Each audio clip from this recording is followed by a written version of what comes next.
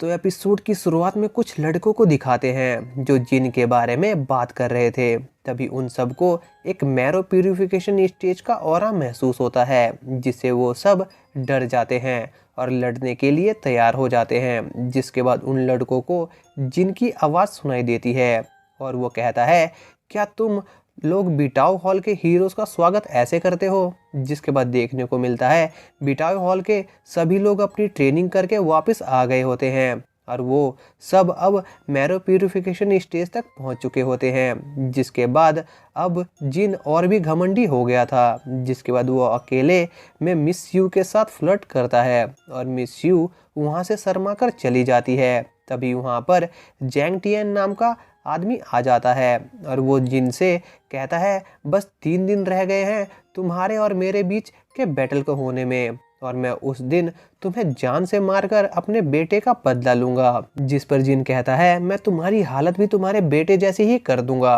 हालांकि जिन अंदर से जैंग टियन से काफ़ी डरा हुआ था, क्योंकि वो मैरो प्यूरिफिकेशन स्टेज के 3rd लेवल पर था और जिन अभी भी बस 1st लेवल पर ही था। इसलिए वो अपने टीचर से हेल्प मांगने जाता है और वो अपने टीचर के यहाँ पहुँचता है और उनसे कहता है, मैं मैरो प्यूरिफिकेशन स्टेज पर पहुँच चुका हूँ। जिस पर उसके टीचर कहते हैं, क्या तुम सच में उस स्टेज पर पहुँच गए हो? जिस पर जिन थोड़ा भाव खाते हुए कहता है, हाँ मैं पहुँच गया हूँ और मैं काफ़ी जीनियस हूँ ना।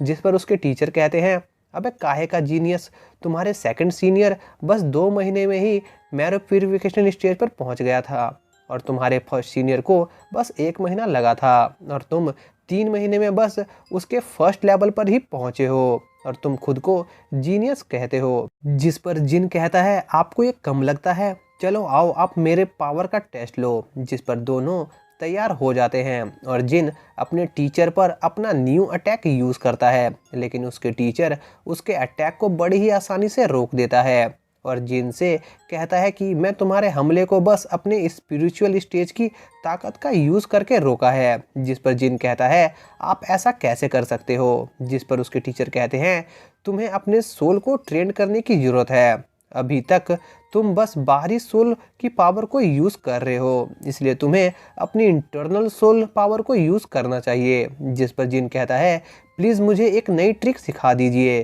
क्योंकि 3 दिन बाद मेरी एक बूढ़े आदमी से फाइट है और वो मुझे बहुत मारेगा, लेकिन मैं उससे हारना नहीं चाहता। जिसके बाद उसके टीचर उसको एक स्पेशल मूव सिखाता है और जिन उसको गौर से देखता है, लेकिन उसको यह किसी काम का नहीं लगता।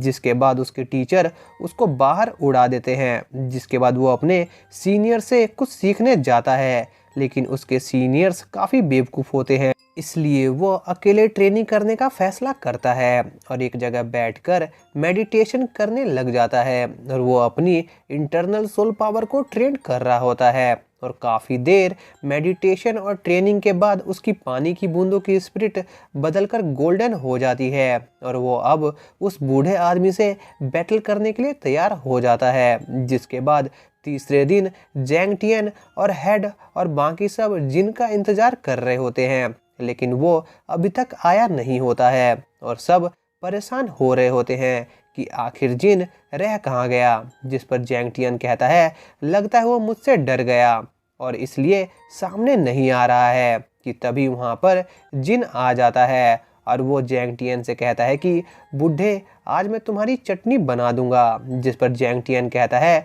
बच्चे तू बहुत उड़ रहा है और तू आज जिंदा बच के नहीं जा पाएगा। जिसके बाद वो हेड से बैटल शुरू करने को कहता है। जिस पर हेड अपने पावर को यूज़ करके वहाँ पर खड़े सभी लोगों को एक अलग डायमेंशन में ले जाते हैं। जिसके बाद उन दोनों के बीच बैटल शुरू हो जाती है और जैंग टियन अपने पावर को शो करता है, जिसे देखकर हेड का साथी कहता है, जैंग टियन मैरो प्यूरिफिकेशन स्टेज के 3rd लेवल पर पहुंच गया है और जिन अभी भी 1st लेवल पर ही है। क्या जिन जैंग टियन से जीत पाएगा? जिस पर जिन जैंग टियन से कहता है, भले ही तुम 3rd लेवल पर पहुंच गए हो, लेकिन फिर भी मैं तुम्हारी आज चटनी बना दूंगा। जिसके बाद दोनों एक दूसरे से आमने सामने की लड़ाई लड़ते हैं और इनके बीच बराबरी की लड़ाई चल रही होती है। जिसके बाद जैंग टियन जिन पर ब्लैक स्नेक हैंड का यूज़ करता है, जिसे जिन अपने स्पिरिट टोर्नेडो अटैक का यूज़ करके उसे रोकने की कोशिश करता है।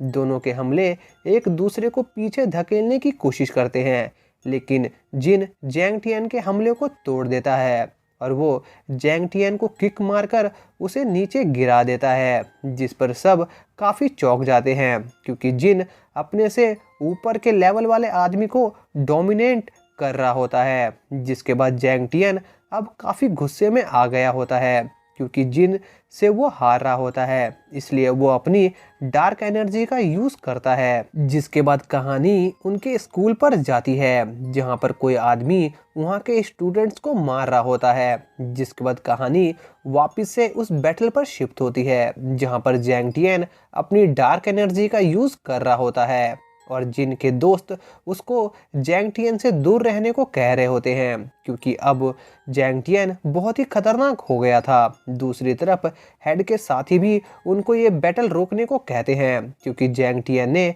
डार्क पावर का यूज़ करके बैटल के नियम को तोड़ा होता है। जिस पर मिस्टर हेड कहते हैं इसे तुम लोग बस जिन को संभालने दो क्योंकि यह इन दोनों के बीच का मामला है। जिसके बाद जैंग टियन जिन पर अपने न्यू पावर से हमला करता है, लेकिन जिन अपनी गोल्डन पानी की बूंदों का यूज़ करके उसे एक अटैकिंग शील्ड की तरह बना लेता है।